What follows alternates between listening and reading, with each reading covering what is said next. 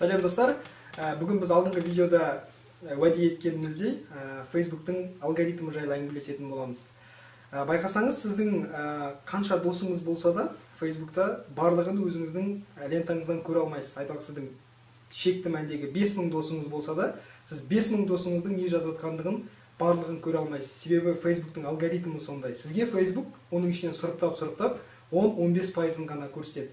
Оның ішінде де сізге ұнаған тақырыптарды сіздің лентаңызға шығарып отырады.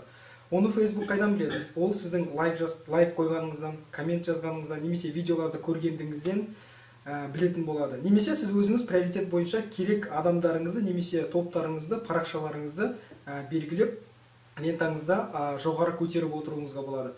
Ал жалпы қарапайым адамдарға лентада Facebook 10%-тен артық достарының жазған мәліметтерін, жазбаларын, посттарын, репосттарын көрсетпейді. Сондықтан да Facebook'те егер де сіз бір затыңызды салатын болсаңыз, 5000 досым көреді деп ойлау, ол бос әурешілік.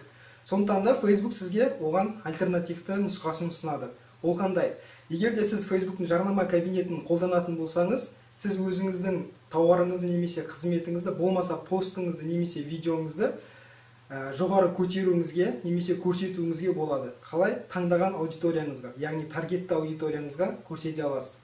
Егер де сізге осы 10%-тен ары қарай шығып кетіп, өзіңіздің таңдаған аймағыңызға, яғни географиялық орналасуы бойынша, немесе таңдаған адамдарыңызға, жасына, жынысына және басқа да белгілеріне қарай постыңызды, видеоңызды, немесе тауарыңызды, қызметіңізді көрсеткіңіз келетін болса, алдағы видеоларды міндетті түрде күтіңіздер, ол туралы кеңінен әңгімелейтін боламыз.